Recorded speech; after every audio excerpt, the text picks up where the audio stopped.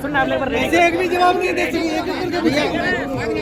सुनना यहाँ बैठ सुनना माइक सब दे दीजिए। अरे आपका सुविधा मत कर रहे जी बस पहले अपना कैमरा का फ्रेम को सेट कर एक करके सवाल पूछिए। उतना आईडी मत लगाओ यार, दूसरे को भी लेने दो। आईडी लगाओगे आईडी नीचे एक एक करके पूछिए, एक एक करके। भैया पहला सवाल गिरफ्तारी पे क्या कहेंगे भैया? मुख्यमंत्री 108 से एक सम्मान है, उनके विचारों के हम विरोधी है, उनके विरोधी नहीं है, इसलिए पहले हमने सम्मान दिया, फिर उनकी नीतियों को उजागर किया जो गलत कर रही हैं। जहाँ तक मुख्यमंत्री और ईडी का सवाल है, मेरा मानना है कि माननीय मुख्यमंत्री दोषी है, लेकिन फिर भी एक झारखंडियत होने के नाते मुझे इस बात का भी एहसास है कि कहीं ना कहीं ईडी जो है वो बायस्ड होकर काम कर रही है, क्योंकि बीजेपी के घर कभी नहीं जाती है, बीजेपी के द्वार नहीं जाती है। ईडी एक ऑटोनमस बॉडी है और ऑटोनमस बॉडी का मतलब होता है स्वतंत्र होकर काम करना, लेकिन मुझे लग रहा है कि वो सेंट्रल की एजेंसी बन के रह चुकी है, सेंट्रल की एक दूत बन के रह गई है और लोकतांत्रिक ढांचा में कहीं ना कहीं ईडी पर प्रेशर चेंज है। लोकसभा सुनील सोरेन पर उतरा, कुछ बोला नहीं गया, क्या बात है? मात्र एक शब्द उनके नहीं बोला, बिल्कुल बोला, एक बार बोला गया।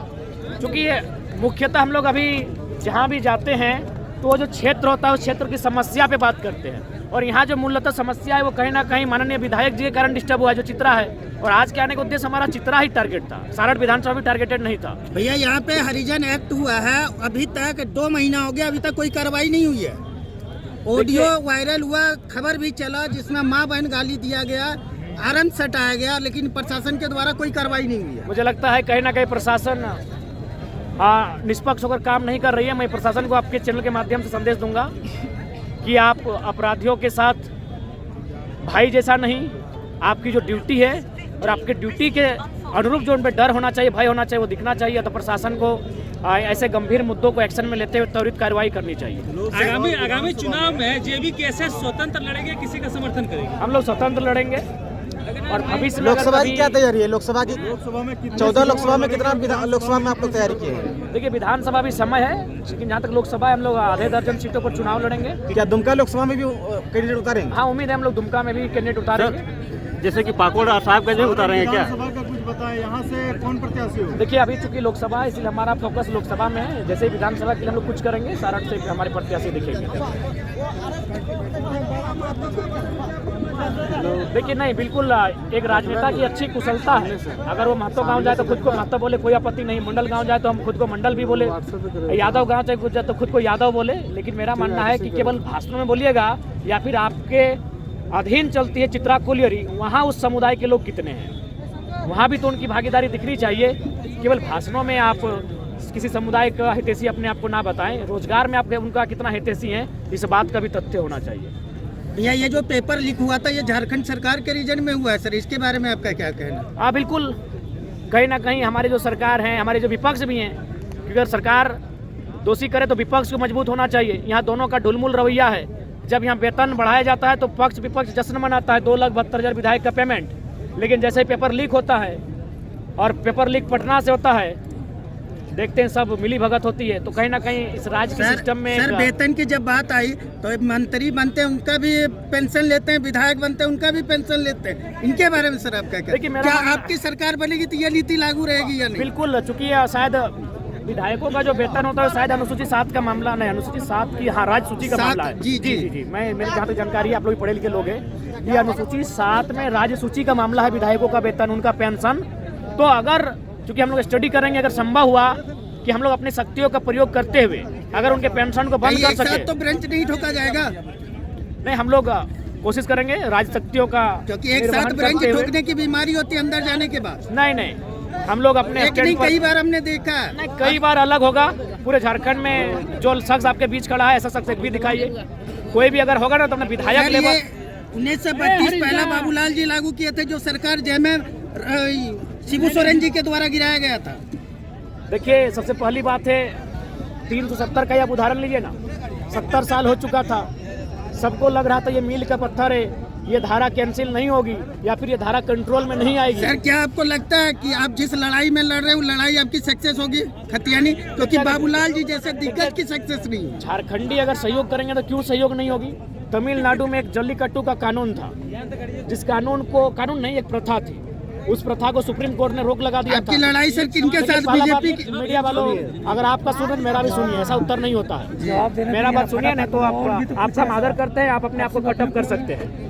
जल्लीकट्टू में जब सुप्रीम कोर्ट के द्वारा हस्तक्षेप किया गया कि जल्लीकट्टू को प्रतिबंध किया जाए, तो तमिलनाडु के लोग सड़कों पर थे। जिस दिन झारखंड के 3 करोड़ लोग हैं, इनमें अगर 10% लोग सड़कों पर आ जाएंगे, विधायकों का हुक्का पानी बंद कर देंगे, हर नियम बनेगा, हर एक नियम बनेगा। क्यों नहीं बनेगा?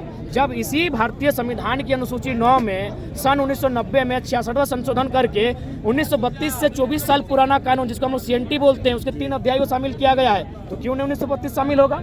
लॉजिकली बात कीजिए, होगा। बस झारखंड कितना जागा है, और ये हम नहीं कह रहे। सन 1958 के आसपास एक पेपर छपा था, जब राजेंद्र प्रसाद जब उस समय शायद राष्ट्रपति थे, जब झारखंड आए तो उन्होंने कहा था छोटा नागपुर के लोग अगर नहीं जागे तो बाहर के लोग यहाँ के साधनों में कब्जा कर लेंगे। तो जागेंगे तो नियम बनेगा। सरस्वती पूजा के नाम पर चंदा करना है, लेकिन नहीं, चंदा राजनीतिक चंदा नहीं होना चाहिए, सामाजिक चंदा होना चाहिए, सद्भावना का चंदा होना चाहिए। लेकिन कोई विधायक, सांसद अपनी नाकामयाबी को छुपाने के लिए अगर किसी धर्म का सहारा ले रहा है तो ये ठीक नहीं है। चंपाई सोरेन मुख्यमंत्री के रूप में है, इसको आप किस रूप में देख रहे हैं? देखिए, कहीं ना कहीं वे झारखंड मुक्ति मोर्चा के वफादार थे, इसलिए मुख्यमंत्री बने हैं। चूंकि अभी वो नए आए हैं, इसलिए मैं उनसे पहले ये कहूँगा कि निष्पक्ष होकर काम करें, और सबसे पहले जो छात्रों पर FIR हुआ है उसको रद्द करवाएं। और जो भी, चूंकि देखिए झारखंड मुक्ति मोर्चा का एक महत्वपूर्ण मुद्दा था 1932 का खतियान, उससे और एक महत्वपूर्ण मुद्दा था कि जो हमारी GM लैंड है उनका रसीद कटेगा। लेकिन रघुवर दास ने GM लैंड को लैंड बैंक बना के उद्योगपतियों को बेचने की तैयारी की है, तो GM लैंड का रसीद कटे, क्योंकि झारखंड का मतलब है जल जमीन जंगल। बिरसा मुंडा की लड़ाई भी थी जमीन बचाने की, और रघुनाथ महतो की भी लड़ाई थी जमीन बचाने की, तिलका मांझी की भी लड़ाई थी जमीन बचाने की। और जितने भी आंदोलनकारी रहे हैं, चाहे टिके तुमराव रहे या शेख भिखारी रहे, सब झारखंड की माटी को बचाना चाहते थे। तो सरकार को चाहिए कि उस नियम को रद्द करते हुए और रेतों का अधिकार बने, ये नियम होना चाहिए। आपने अभी बोला कि आपने भाषण के माध्यम से बोला कि जो 1932 का बात करेगा वही असली नेता होगा, तो हेमंत सोरेन भी 1932 का बात करते। देखिए, नहीं, उनको बात नहीं करना चाहिए, उनको तो काम करना चाहिए, उनको काम करना चाहिए। उनको जितना भी बड़ी बड़ी कंपनियों को MU काटा है, उनको फोर्स करके जिनकी ज़मीनों पर कल कारखाने नहीं हो, ज़मीनें वापस करनी चाहिए।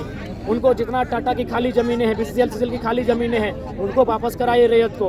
उनको GM लैंड का रसीद काटने के लिए रैयत को अनुमति प्रदान करे अंचल से, वो नियम बनाना चाहिए। वो उनको भाषण देने से नहीं चलेगा, क्योंकि वो सदन में कलम चलता है, भाषण सड़कों पे दिया जाता है, भाषण मंचों पे दिया जाता है। जेबी केसेस को लगातार लॉस हो रहा है। पिछले कुछ दिनों पहले अंगद नायक को डेथ हो गए हैं, फिर कुछ लोग कहते हैं कि हमें टारगेट किया जा रहा है और आपके लोगों को छाड़ के केस कर दिया जाता है, तो इसको किस रूप से देखते हैं? नहीं, केस पे हमें टारगेट किया जा रहा है, लेकिन आज अंगद नायक को हम लोग इस सभा में भी श्रद्धांजलि दी है, हमें खेद है। और एक ऐसी मैंने क्षति है जो शायद भरी नहीं जाएगी। लेकिन मेरा मानना है कि अब थोड़ा सा हम बार अपने भाषणों में संदेश देते हैं कि युवाओं को भी सड़क पर चलते समय हेलमेट का प्रयोग करना चाहिए। मद्यपान, चूँकि जो गाड़ी वाले हैं बड़ी गाड़ियाँ भी चलाते हैं, तो रात्रि के समय बड़ा रफ चलाते हैं, उनको भी सोचना चाहिए कि रोड में बहुत सारी जिंदगियाँ चलती हैं, उनके थोड़ा सा बाय मिस्टेक से जिंदगियों का अंत हो सकता है, तो उनको भी केयर करते हुए चलना चाहिए। जो चलाने वाले उनको भी केयर करना चाहिए, मेरा संदेश रहेगा। और जहाँ तक नायक भैया का सवाल है, अपूर्णीय क्षति है, उसको लेकर हम लोग अभी भी गमगीन है। दूसरे लोगों को आपने अभी बोला कि जो फोटो दूसरे नेता से खिंचवाते हैं, वो आपने भी तो कभी दूसरे नेता से फोटो खिंचवाते हो? फोटो खिंचाने के बाद हमने क्या कहा, हमने एक्सप्लेन के माध्यम से एक्सप्लेन कीजिए। नेता के साथ चाय के साथ फोटो खिंचवा लेते हैं। हाँ, तो ये आप पहला बात है कि आप लोग मीडिया वाले लोग जब मैंने इलॉजिकल सवाल करते हैं, हमको बड़ा दुख लगता है। हमने क्या कहा था, चमचई का उदाहरण देते हुए कहा था। आप सवाल पकड़ते हैं लेकिन एक्सप्लेनेशन को नहीं पकड़ते हैं। आप पैराग्राफ को मत पकड़िए, पैराग्राफ का आशय क्या है उसको पकड़िए। आप मीडिया के लोग हैं, सम्मानित लोग हैं, प्लीज़ आप लोग थोड़ा सा अपने मीडिया के कैरेक्टर को बेहतर करें, मैं आपसे आग्रह करूँगा। कुछ लोग हैं, आप समझिए, मैं आप लोग मीडिया है, सम्मानित लोग हैं, एकेडमिक लोग हैं। आप ये सवाल हमने कब कहा था कि झारखंड में चमचई के कारण है कि आप लोग लीडरशिप नहीं तैयार करते। दादा, जैसे कि दुमका अभी तक आए नहीं, अगला मतलब क्या मतलब आएंगे कभी? दुमका कहने जाएंगे जी, हम लोग विधिवत झारखंड की बात नहीं, कर तो रहे अभी हैं। तक आए नहीं, 2 साल हो गया फिर भी। लेकिन हाँ, देखिए, चूँकि 2 साल काफ़ी कम समय होता है, उस कम समय में हम लोग छोटा नागपुर को देखें, कोल्हान को देखें, पलामू और दुमका छूटा है संथाल परगना, उसको मोमेंटम करेंगे। जयराम जी, झारखंड के युवा क्या जाग गए हैं? जिस तरह से अभी देखेंगे आपकी जनसभा थी, वहीं दूसरी ओर विधायक जी चंदा के नाम पर 3 से 4 हज़ार युवाओं को बुला लिया जाता है, तो क्या वो नहीं जागे हैं, लेकिन कारण एक क्या है कि इकोनॉमी, आप भी जानते हैं कि आप अगर मीडिया का काम कर रहे हैं या फिर कोई अगर पुलिस का काम कर रहा है तो इकोनॉमी मस्ट है। और इकोनॉमी झारखंड की जो इकोनॉमी को डैमेज किया गया है, कारखाने हमारी, फैक्ट्रियाँ हमारी ज़मीनों पर, लेकिन इकोनॉमी हमें यहाँ से नहीं हो पाती, हमें सूरत गुजरात जाना पड़ता है। तो हर इंसान को जिंदा रहने के लिए इकोनॉमी की जरूरत पड़ती है। तो इकोनॉमी डैमेज होने के कारण युवा कहीं ना कहीं भटक रहे हैं। तो मेरा मानना है युवाओं को संभाल कर अपने वोट का प्रयोग करना चाहिए, जो हमारी इकोनॉमी को बेहतर करे, हमारी अर्थव्यवस्था को बेहतर करे, जो हमारे आर्थिक उन्नति का रास्ता तैयार करे, सोचना चाहिए। छोटे छोटे सभाओं के माध्यम से दिल्ली लोकसभा की तैयारी आप कर रहे थे, पर आज भाषण में आपने कह दिया सारठ की विधानसभा को खुली चुनौती दे दी है कि आप जिस लोकसभा से आप जाएंगे हम वहाँ पे अपनी दावेदारी पेश करेंगे। तो क्या हम आदरणीय माननीय बड़े भाई रणधीर कुमार सिंह को पुनः कहेंगे, उन्होंने हमें चुनौती दिया था, मैं उन्हें आमंत्रण दूंगा कि उनका क्षेत्र है सारठ, उनका क्षेत्र है देवघर, मेरा क्षेत्र है गिरिडीह। तो चलिए आप भी सारठ से बाहर आइए, हम भी गिरिडीह से बाहर आते हैं। धनबाद सबसे हॉट सीट है, अब धनबाद लोकसभा में आइए, हम आपके सामने। धन्यवाद। ठीक है, धन्यवाद।